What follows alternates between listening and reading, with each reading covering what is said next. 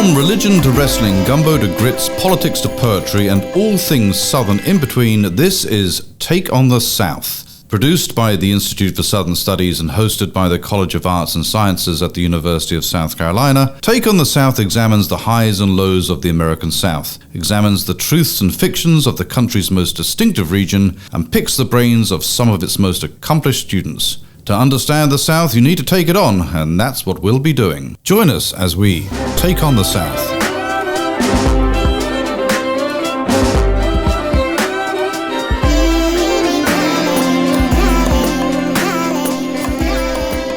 Welcome to Take on the South, the podcast of the University of South Carolina's Institute for Southern Studies, where we ask questions about what the South means in the 21st century by inviting guests on to give their takes on that same South. I'm Matt Simmons, an instructor in the Institute, and I'll be your host today. Well, I won't be your host so much as your moderator for discussion, because I have three really great guests today, all three Georgia Bulldogs, who, for somehow or another, are on the other side of the Savannah River, here with us in Gamecock Country, to talk about Southern rock, and specifically how it figures into Southern cultural conscientiousness in the latter part of the 20th and the early part of the 21st centuries, and most specifically, how that Athens, Georgia music scene, college rock scene of the 80s and 90s, expresses something about what it means to be a Southerner in the contemporary Southern period. We have with us three great guests today. First, across the table from me here at the Take on the South studios in Gambrell Hall in the Institute for Southern Studies is Todd Hagstedt. He's an associate professor of American and Southern literature at the University of South Carolina at Aiken. And though he's really only an enthusiast of Southern rock rather than an expert of any sort, a lack of expertise has never kept him from loudly and brazenly declaring his opinions about all manners of topics. I've known Todd for the better part of 10 years. That is very true there. He did spend his formative years in the Atlanta and Athens area during the explosion of that music scene, so that does help some, and he is an alumnus of the University of Georgia. We also have with us today Jeff Rogers, a music fan and a professor of history at Gordon State College in Burnsville, Georgia, and like Todd, also an alumnus of the University of Georgia. And then finally, we have one more alumnus of UGA here with us, Robert Dean Lurie, who's the author of Begin to Begin, REM's Early Years, a book we'll put a link to in the show notes. He's a sometime musician, and he's perhaps best known for having attended the University of Georgia along with Dr. Jeff Rogers. Gentlemen, thank y'all for coming here. Thank you for joining us here today. And I'm going to start off just teeing up an easy question then, or maybe not an easy question, maybe a very complicated question. What is Southern rock, and what in the world makes it Southern? Could not one make the case that all rock and roll is necessarily Southern? Yeah, Jeff, you take the lead here, and I'll say that. You certainly can make an argument that what becomes rock music certainly comes out of other forms of Southern music. You know, the blues, jazz, and rhythm and blues, and all those influences. I mean, what qualifies music as Southern rock music is an interesting question. You know, and I don't know if there is a definitive answer to that, other than you know it when you hear it, right? There's a distinctive personality. You could sort of say music that sort of evokes Southern themes, Southern places, Southern personality types. Although that's not a very precise definition. But then again, there may not be a precise definition. It's like a lot of art. You just sort of know it when you hear it. Well, I would add to that, and I think Jeff is getting at this when he says you know it when you hear it. There is an actual genre of music that we could call Southern rock. And then somewhat independent of that, there are also bands that are Southern, but not necessarily in the genre of Southern rock. When I think of the style that has kind of evolved into what's being called or what's known as Southern rock, there's kind of a groove to it which has the influences of soul and some funk, but there's also a country influence to this music. There's oftentimes a strong influence from the Muscle Shoals sound and an expansiveness to the music. So a lot of this music is kind of open to improvisation. It's jammy, I guess you would say. The other interesting thing is that I feel like the DNA of this music can be traced in a rock context, can be traced directly to Sun Studios, but it bypasses for the most part the British invasion. So that's Southern rock. But then there's bands that their members are Southern, and when we start talking about Athens, we'll get into some of those groups. But in Athens, there's the B-52s and Pylon, and from North Carolina, there's the DBs. And those are all Southern bands, but they don't play the sound that we identify as Southern rock. So that's a different thing. This kind of jammy sort of thing. I mean, you see this, I guess the most quintessential example of this is going to be something like the Allman Brothers. Live at Fillmore East, in many ways, is maybe like the canonical sort of Southern jam record. But it is interesting with that sort of jam bandy kind of thing. Does that mean Fish is playing Southern rock, or is that something distinct altogether? It's different. You have, as with all music, there's common ingredients that you'll have in a band like Fish and the Allman Brothers. But Fish doesn't play. They're a jam band, but they don't play Southern rock. And this is where it comes back to what Jeff said. You know it when you hear it. Todd, what's your take on this question? Well, specifically on the question of jam bands and what their relationship is? Or just jam bands' relationship to Southern rock. How do we define Southern rock? Well, I don't disagree with anything I've heard so far, which is that it varies a good bit. And I think that there are a couple of distinctions we need to think about. And this is already something that Robert and Jeff are getting to, which is when we say Southern rock, are there capital letters on the S and the R, or are there lowercase letters? Are we talking about the genre that was Southern rock had its heyday in kind of the 70s, which certainly has characteristics that we can discuss. But then there's this other whole category of rock from the South, as the other guys have already pointed out, that don't necessarily draw on those same traditions. And I think that we get into some kind of interesting territory. I think it's appropriate that we're thinking about the Atlanta-Athens music scene of the 80s and 90s in the context of this question, because it gets us into that defining question that I think is really interesting at that moment. We can listen to the Allman Brothers and Leonard Skinner and, of course, identify what's Southern about them. But how do we do that when we get into these later iterations, right? As on the jam band question, I would say that the jam band scene certainly owes a whole lot to the tradition of Southern music. Even bands that aren't Southern, like the Grateful Dead or Fish, they're drawing on aspects of that kind of roots music that would come together to form a Southern tradition of music. And I think that it's fitting that, the Allman Brothers is one of those quintessential jam bands, and perhaps the most well-known or regarded of the second generation of jam bands is Widespread Panic, also out of the Atlanta-Athens area. Hey, but before we move on to the 80s and 90s, though, one of the things that's always struck me about that, you want to call it the classic age of Southern rock in the 70s, is that even though I think there is this thing that you can say 70s Southern rock, I think it's a coherent term. It was still an incredibly diverse types of music within that. The Allman Brothers didn't sound like Leonard Skinner, which didn't sound like Charlie Daniels, which didn't sound like, Wet Willie, which didn't sound like Marshall Tucker, which didn't sound like Molly Hatchet. So even during that classic age of 70s Southern rock, there's Atlanta Rhythm Section, which is, a kind of disco-y kind of, I don't know what you call it, but a kind of easy listening disco-y kind of vibe to their music. It was always this kind of mix of diverse elements that still had this Southernness to it that everybody recognized at the time. And so there's multiple kind of threads that people could be influenced by and draw on, like the jam band tradition or other elements that came out of that. Yeah, I agree, Jeff. I think that it all goes back to the source music that they're drawing from, right? Different of those bands of the classic capital S, Southern rock category were favoring country more or blues more or swing more. There's a lot of gospel. Yeah, right. And so I think it's the admixture of those kind of roots forms that differentiates those sounds. But because it's coming from this traditional pot, it has these through lines that we can maybe, if not point to clearly, we can at least know it when we hear it, as you've already pointed out. Yeah. Well, that's always been one of the things that's kind of interests me, is that, to my mind, something happens between 1977 and, let's say, 1981, in which, if we want to think about the height of the Southern rock era, I can't think of a better date than 76. Bands like Skinner and these guys they're at the height of their popularity. That's the year Jimmy Carter gets elected president.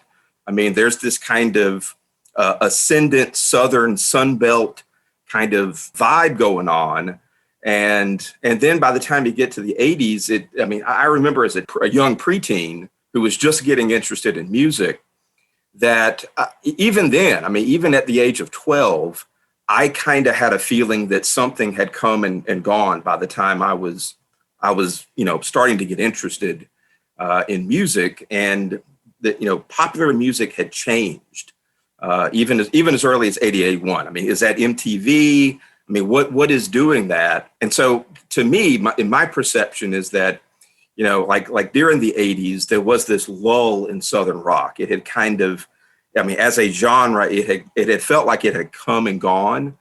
And so I was always, as a music fan, interested in hearing, hey, is there going to be a new kind of Southern rock that comes along? So bands like Georgia Satellites, I was huge into them, because that was a band that was, hey, here's an Atlanta band. They've got this distinctive, to me, it sounds very Southern sound. And of course I was interested when I first heard about REM too, because, hey, there's this new Georgia band that's coming up. Anyway, that's just sort of some of my reflections on the trajectory of things there. I'm going to ask both of you guys, I mentioned earlier that I didn't grow up in Georgia, and actually I didn't grow up in the South, even though my family is from the South, or large parts of my family. I was going to ask you guys how big of an impact the whole punk explosion had, because I feel in some ways that that's kind of oversold when you read the various music journalism pieces and books and things that talk about the arc of popular music in the 70s into the 80s. I do know when I was working on my book, pretty much everyone I interviewed claimed to have been at the Sex Pistols show in Atlanta on their ill-fated U.S. tour. But on the ground, how much of a thing was that, punk rock in the South? Well, I think that's a really interesting question, a good question, because I think I think the answer to the question is, for me, it's what you suspect, that it's not quite as big a splash in the Atlanta, Athens area as it perhaps is made out to be. But I also think that punk rock is one of the two big answers to Jeff's question about what's happening between 77 and 81. Punk definitely has an impact, although I didn't find it to be a direct impact. What's going on with punk is that the on your sleeve patriotism and classic adoption of rock tropes that I think that defined a lot of the Southern rock genre of the 70s was now seen with some suspicion because of that kind of punk distance, right? And I think that might have been one of the things that brought the Southern rock primacy to an end. I'm also curious with some things that have been mentioned here. If you go back to the mid-'70s, you go back to, I don't remember if it was 76 or 77, there's that show that Skinner plays on 4th of July in Oakland, I think. And here you are, you're in Oakland and you see all these Bay Area kids out there, waving Confederate flags. And there's this weird moment in the mid to late 70s when the South, in the post-Jim Crow era, the South kind of in the national consciousness seems to take this different role. It becomes no longer, the place that is, the backwards wrong part of America, but becomes this sort of site of kind of teenage rebellion almost. And there's it's kind hip. of It's cool. Yeah, it's hip. It's cool. It's the South is hip and cool. Yeah, absolutely. And this is why you have these kids from Oakland, waving Confederate flags at this Skinner show in 76 or 77, not because they have any kind of, they're not trying to make any sort of statement about the Confederacy, but it's as a middle finger to mom and dad. And so you wonder if, being rebels. Yeah, exactly. And you wonder if, punk somehow begins to replace that, which then leads me to this other kind of question and kind of get us to specifically the Athens scene, which with its echoes in, Chapel Hill and some of the other college towns around the South, where you have this new kind of, I don't even know what you call it, kind of the birth of college rock. College rock is kind of born out of the South in a certain way, right? One could certainly make that argument. And so I wonder how that college rock scene that develops on Southern campuses, how does that show a consistency of Southern identity in the 80s, which are becoming this almost sort of 1940s, 50s, like in a weird way, homogeneous America under the Reagan era? Is the sort of rebelliousness of, the college rock scene a way to sort of re-exert a sort of Southern identity in Chapel Hill and Athens and Austin and places like that? I'm not sure if what I have to say actually answers that question. I think it chips away at part of it. To the extent that REM was a kind of a mover and shaker in the creation of this college rock genre, REM straddles these two worlds in a way that I don't think is widely understood. The world that has passed that Jeff was talking about of Southern rock, capital S, capital R, and the birth of college rock that they were a key part of. In the history of the band, there's a direct connection because Bill Berry, REM drummer, one of the songwriters in the band, and the member who kind of played the guiding role in getting them out on the road in their first couple of years. Prior to going to UGA, he lived in Macon and worked at Paragon, which was he knew all of the players in the Southern rock scene. He met while he was there Ian Copeland, who interestingly is the brother of Stuart Copeland from the Police and Miles Copeland, who was the head of IRS Records. So two people that would be associated with like punk and new wave and college rock. But Ian Copeland also was someone that was kind of in both worlds. He was involved with booking these Southern rock bands and bringing new bands like Squeeze down to the South. And he loved both genres. And so I think Bill also, he had this background in playing Southern rock. He and Mike Mills had played in bands in high school that had played the genre of Southern rock. But they were also kind of falling in love with the new music. But what's different about them is, a lot of the people that got into punk, it was kind of an exclusive thing, right? If you're into punk, you're not into those other styles of music. And I think Mike Mills and Bill Berry didn't get that memo, so they really enjoyed the music that they had grown up playing and hearing. And they were also really into this new stuff.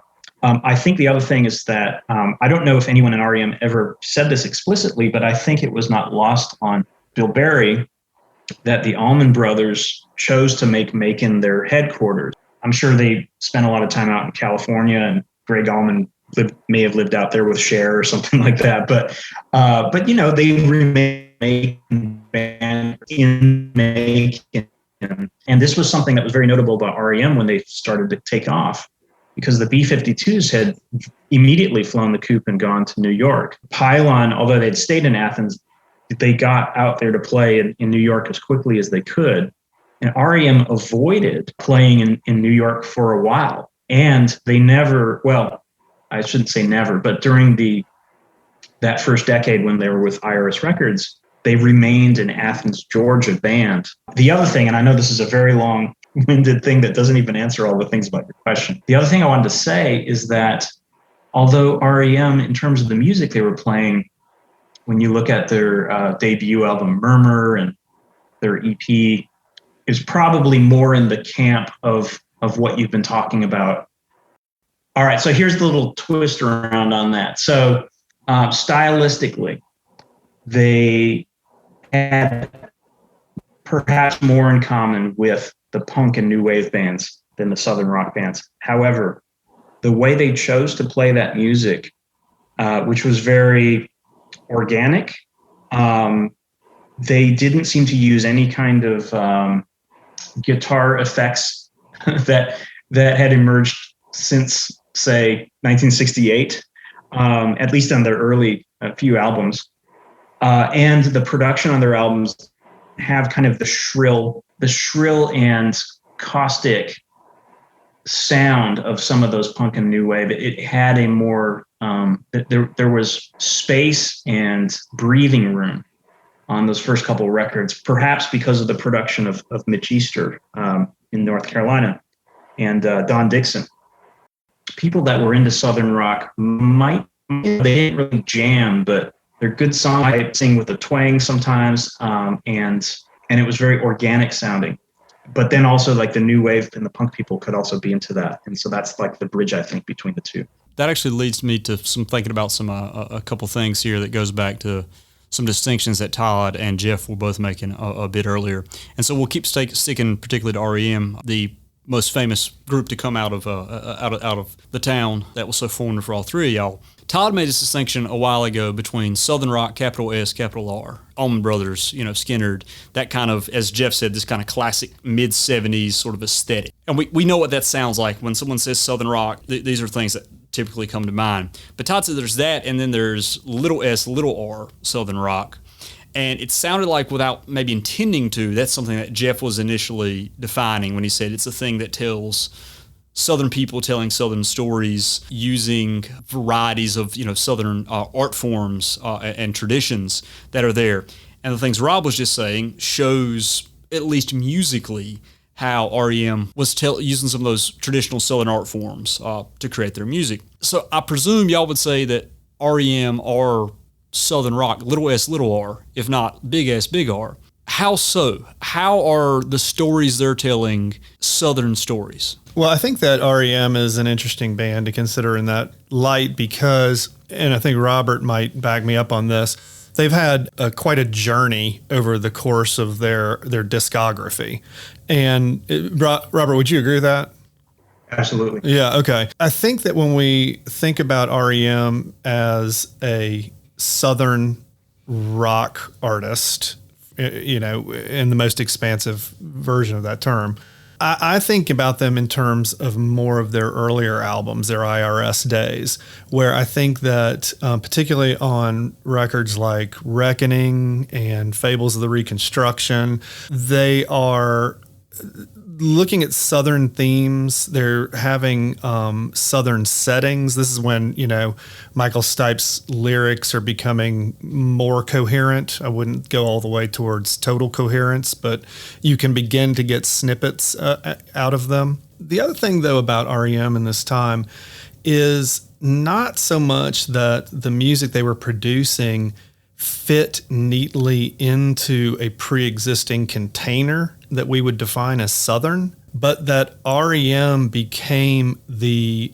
Southern band that made good, so to speak. They're the band that helped them and other bands of the time helped to make that college rock, jangle pop sound associated with the South. Even if it wasn't, even if its pre-existing characteristics weren't necessarily defining of the South, they defined it that way, if that makes sense. And I guess to put it another way, and I'll shut up in just one second, when I think about bands like capital S Southern rock, the Allman Brothers and Leonard Skinner and Marshall Tucker Band and people and bands like that, they're Southern bands, but they're also national bands. They belong to everybody. You've talked about the fact that there was this strange uplift of Southern culture in the 70s that kind of went hand in hand with that. And those bands belong to everybody. REM and all of their, and all of their acolytes, that was a band that was local, that was Southern, because they were, not because of their sound, but because they were coming from our context. That actually makes a lot of sense, and I think that's actually really, really useful to consider for a band then that does throughout the 90s. REM begins to, some of their biggest hits are coming out in the mid 90s, and then they're becoming part of this Americanized sort of alternative wave. You kind of have this band, Todd was just talking about, this band that's our band, this Southern band, this Georgia band, as Jeff said earlier, then becomes a kind of a national brand. And maybe this has to do, maybe not due to, but helped along by the evolution of their sound. Rob, what do you think about that? Was as REM's sound evolves as they move into their 90s records, do they become more of a national band and less of a Southern band in that way? Yeah, I mean, I was going to comment on this before you even framed it as a question, because I think Todd was exactly right when he talked about the journey in their discography. In some ways you could say that REM is like the representative Southern band of the 80s, because the 80s South is not the 70s South. It's not the 60s South. It's a South that is becoming increasingly urban and suburban, and more people are going to college in the South than ever before. And, in many ways, the South in the 1980s is more deeply integrated into American culture than ever before. I mean, everybody's got cable TV. And in some ways, everybody's drawing on these bigger influences now. Those guys in Skinner learned how to play because Ricky Medlock's dad was an old country singer, and they sat on the porch and played with him. But in the 80s, there's radio everywhere. There's MTV. And so you've got all these larger influences, which these forces of homogenization actually generate a desire for something that's more peculiar and local. And I think that might help to explain some of the real affection that people had for bands like REM and these local music scenes like Athens, is that, people could look at that and say, hey, that's distinctly us. This is Athens, Georgia's music scene, and it's unique. I mean, 80s pop music was very produced. It's very, it's very uniform. And so there's a kind of undercurrent there for, hey, I want to hear something that's different. I want to hear something that no one else is listening to. Boy, that was certainly REM at the beginning. They had a very distinct sound. Great. Now, I think that's a perfect sort of response there, and helps explain a lot of the sort of trajectory of things. And Rob, you were going to talk about how REM's discography evolves. They might sort of move from a Southern band, what Jeff was just talking about, to a more sort of national brand or national sort of band by the time you get to like Automatic for the People. In the REM discography, for me, there is a hard stop with them being a Southern band right after the release. And in terms of the sound, it's REM up to that point. The idea of place was really central to their music. Up to the point of which record, Rob? Automatic for the People. So up to that album and including that album, the title of that album, as both you guys probably know, references Weaver D's Soul Food in Athens, and that was kind of his catchphrase to everyone. Delicious, by the way. But for some reason, after that album, and actually I think I do know the reason, but after that album, those very specific references to place just about disappear to my ears. If they're in there, they're way back. I think it's not a coincidence that that's the point where the guys in the band start moving away. Peter Buck gets divorced and moves to, I think he settles in Seattle for a while. Michael Stipe is spending more time in New York. I think Mike Mills is spending some time in California. I might be a little off on the chronology there, but all of those things start to happen after that album. And really, I think they completely stopped being a Southern band. The headquarters for REM remains in Athens. And so they remained a presence in the town up until the end of the band. But them being a Southern band in any meaningful sense, I think, goes out of the picture. And then they become a completely different band. Then they truly are sort of the national band. They have their album Monster. They're all over MTV. And that's something different. And that's fine, but it's definitely different from the beginning. One of the things that Jeff's last comment made me think about, and it kind of pulls off what Rob was just saying here, is as the South becomes so suburban and urbanized in the 80s, and thus becomes so more and more homogeneous, and people are looking for things that say, this is still mine. By the time you get to the 90s, the decade in which I came of age, the first big sort of cultural phenomenon Southern cultural phenomenon in the 90s was Jeff Foxworthy and that first record that comes out in 1991, which was this sort of ridiculous reclaiming of the caricatures of the South through this sort of inverted postmodern lens of we are going to package the South as a commodity of sort of, silliness, which is a weird move coming from 15 years ago, 15 years before what it had been in the 70s, right? In the late 70s, like that moment at that Skinner concert in the Oakland Coliseum I referenced earlier. And by the time you get to the mid to late 90s, you have bands like Southern Culture on the Skids who seem to be fully going with this. The South as this postmodern construct of Southernness that is going on, where it's this commodity to be played with in a sort of playful, silly way that is also sort of undermining the sort of very notion of sort of the Southern distinctiveness too. Do you see some of these bands we've talked about so far, REM, fitting into this? Do you see Southern Culture on the Skids as a capital S, capital R Southern rock band, or are they doing something upside down? And then where I'm ultimately going with this is the band that I think all four of us would consider undeniably capital S, capital R Southern rock of this century, which will be Drive-By Truckers, which seem to be kind of taking it again through the looking glass and doing something radically different with Southern identity as it continues to evolve over these decades. I mean, I think, first of all, I'm not sure if I want to talk about Drive-By Truckers and Southern Culture on the Skids in the same sentence, because I think that there's different things going on. I think that they're both, and now here I'm going to talk about them in the same sentence. I think they're both taking a conscious look at the South, but they're doing so with different goals in mind and in different ways.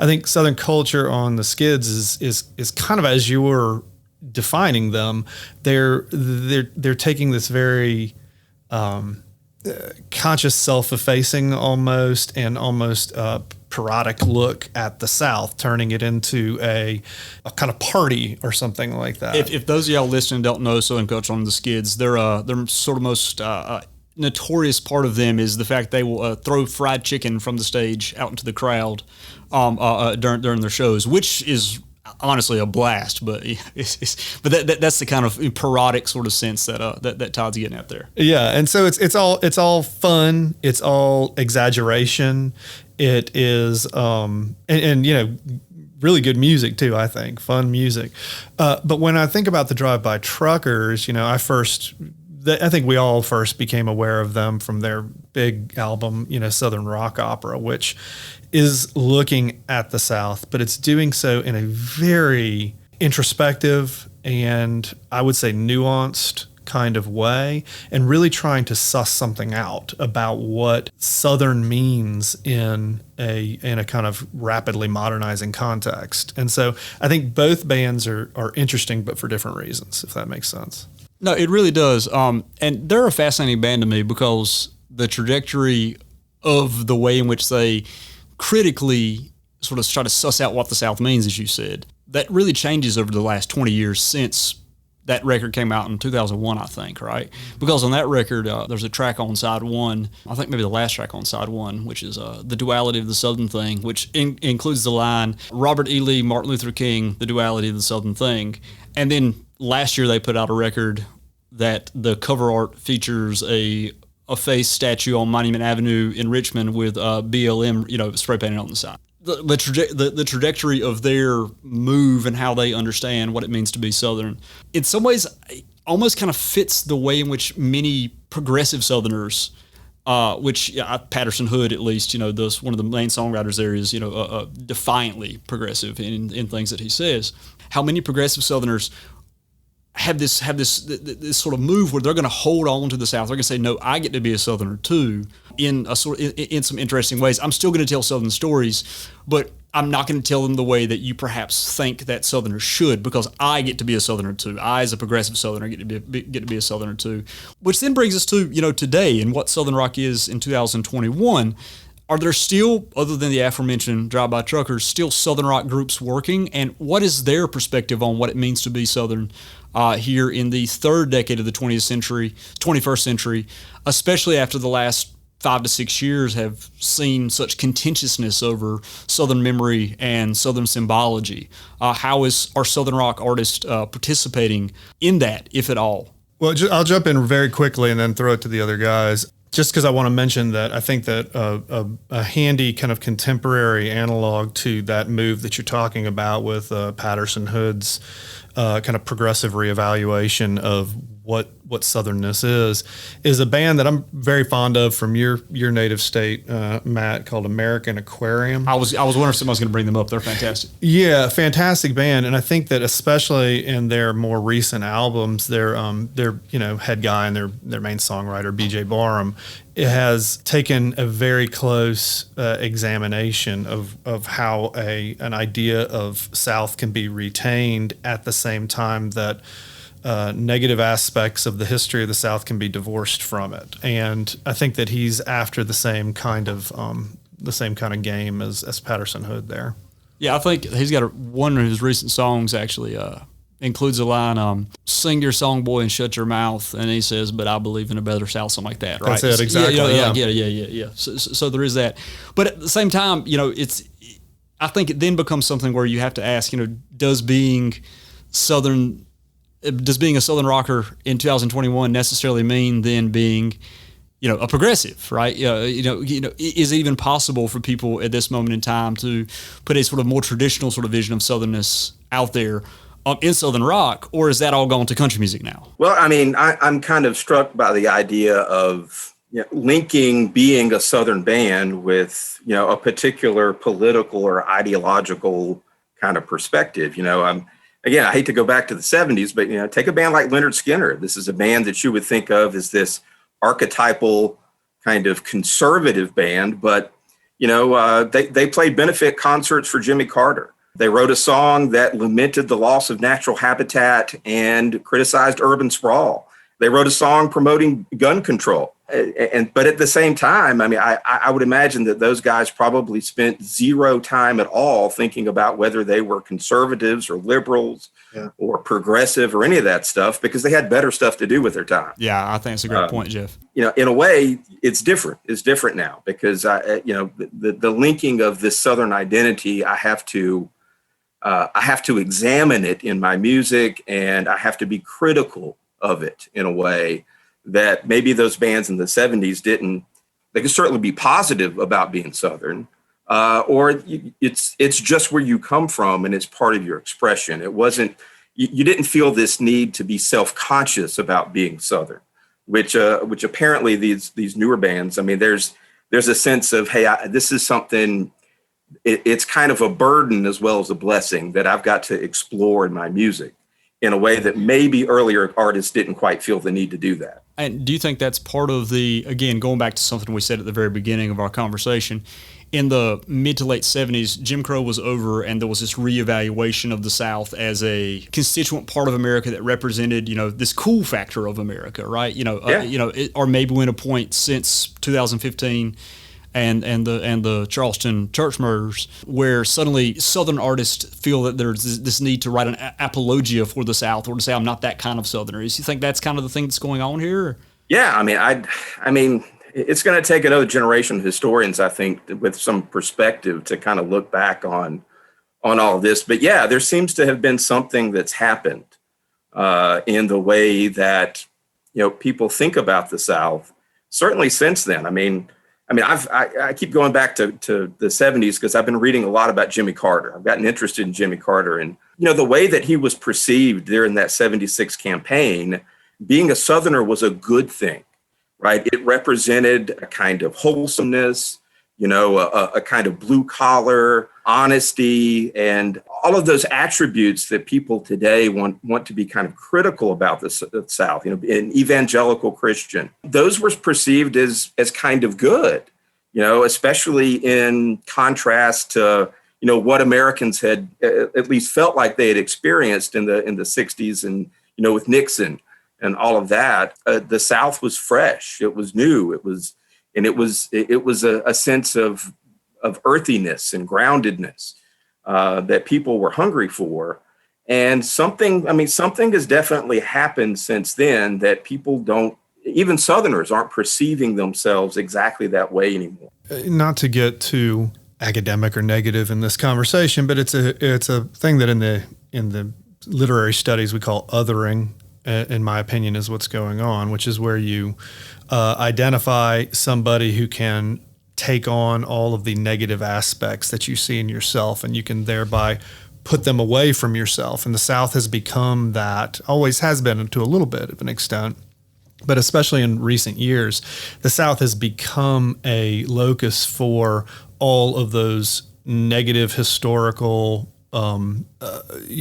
shames of the United States of America. And so, yeah, I think, Jeff, you're exactly right. Bands of the 70s classic, Southern rock genre could be relatively self-reflective. They could afford to be, whereas bands of the South today are basically forced to consider in these ways. And I think it's a shame, the transition that's occurred from Southern rock opera to the most recent Drive-By Truckers album is I think suggestive of it. You can see something that's honest and painstaking in the lyrics and the analysis that goes on recently, but it lacks the nuance of the earlier work as far as I'm concerned. And I think it's a shame, and I hope that the pendulum can swing the other way, where we recognize that positive and negative aspects make up the identities of all groups in our country, and Southern artists can be Southern without being needlessly, navel gazing. One of the bands that's working now that is kind of a throwback to that kind of 70s sort of move is a band like Alabama Shakes, which is doing some of that capital S, capital R, Southern sort of jamminess, that's looking at the South, that's telling Southern stories in many ways, but without, as what Todd said, that sort of navel gazingness. Interestingly, they're fronted by an African American woman, which kind of puts an additional layer on this. And there's this whole thing in the background of so much that we've been talking about is this whole era of Southern rock since the late 70s has overlapped with the era in which Black Southerners, the Great Migration reverses, and Black Southerners increasingly claim the South as belonging to them too. That sort of subtext that most people don't think about in Southern rock is I think, something really, really fascinating there. And Alabama Shakes, as maybe the most quintessentially Southern band working now, capital S, capital R, the way we defined it earlier, a band fronted by a Black woman, is an interesting sort of counter, maybe even what Todd is talking about, that sort of pendulum swinging the other way. At least in certain aspects, there is still people working in ways, still telling those Southern stories without that, what they see as necessary navel gazing on the part of, your Patterson Hood and your B.J. Barnum. Well, another thing I'd throw in is maybe we should also consider that, rock music as a whole just doesn't occupy the same kind of cultural space that it did, when I was growing up, or when the rest of us were growing up. I mean, it's not the dominant form of music anymore. It's the way people, listen to music now, the way they interact with music is very, very different. When I was in high school, people defined themselves by the music they listened to. I mean, that was such a huge part of your identity. I teach college age students, and I know that lots of them like music, but I just don't see them identifying with music in the same ways that perhaps our generation did. Yeah, they don't own music either. They listen to it, they enjoy it, and yeah, I like. Except you, they're buying a lot of vinyl. They're buying a lot of vinyl. Well, it's making a return, right? But for a very long time, and especially kind of hand in hand with the rise of pop. There hasn't been the same urgency to not just be identified with your music, but what music you own, not what music you just listen to, but what music is in your collection, right? It was interesting. I was in a coffee shop, I think it was just yesterday here in Wilmington. I recognized a lot of non-Southern music that I grew up listening to and loving. Music that has kind of an Athens connection, bands like The Replacements and Mission of Burma, a Gang of Four, actually, who toured with REM. And I was just surprised because the barista at the coffee shop was probably in her 20s, a college student. And so I said, did you pick this music? And she said, yeah. And then, I got so excited. I said, this stuff is like a secret handshake. This is all of my favorite music. And how did you find out about this? it was kind of a convoluted story. She'd worked in a bunch of restaurants with older people, I guess, who had passed this kind of stuff on. But my point here is, as we got deeper in the conversation, I realized that actually, although she was listening to all this stuff and loving it, and this is kind of now her favorite style of music, her knowledge of the music was still kind of superficial. It was kind of based around the idea of Spotify playlists. So she didn't know a whole lot about individually the Replacements or Mission of Burma or any of that kind of stuff. I don't know if she fully distinguished one band from the other in this kind of playlist that she was playing. And I think that is exactly what Jeff was talking about how people interact with music now. It's not kind of at that deep level identity. People still absolutely love music and are probably listening to more than ever, but it's engaged with in a completely different way that I think is pushed by the means of listening to it. Yeah, I would agree with that. And it's also about the single versus the album, right? It's the idea that the hit song is what they listen to, but there's no sense of where that song belongs in the catalog of an artist or what the phase of that artist's career is, to the extent that artists in this category even have that kind of arc in their work.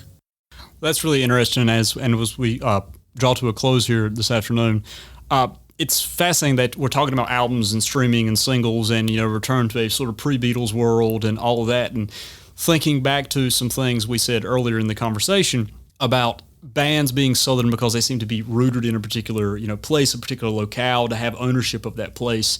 And as we're talking about this sort of lack of ownership that most music consumers have now, when they are consumers of it, not owners of it, not participants in it, but just consumers of it, like this young barista you're talking about there at this cafe, Rob. If it is just a ephemeral thing, it's just a thing that's floating in the ether there, not something that you're rooted in, I wonder if that very means of approaching music might be one of the reasons that maybe Southern rock is on the wane, in 2021. Maybe that helps to sort of explain it, because we're in a cultural moment, not just of reevaluation of what it means to be a Southerner, but how we engage solidity and concreteness on the whole. And y'all's descriptions of Southern rock going from the 70s and 80s seem to be so presupposed upon the concreteness of tradition and of continuity and of place and all these things, which I think sort of creates a sort of fascinating sort of coda to everything we've been saying today. So maybe, if Southern rock is not what it once was, maybe it's because of Spotify. Which is a sort of funny thing to say. Anyways, gentlemen, I want to thank y'all for being here with us today. It's been an absolutely great conversation. I've learned a lot about a lot of things. I've got reminded of some bands I ain't listened to in a minute. Thank you, gentlemen. My thanks to Todd Hackstedt and Jeff Rogers and Robert Dean Lurie. Y'all please go check out Rob's book. We'll have a link for it in the show notes. And thank y'all for joining us on another episode of Take on the South. Y'all take it easy.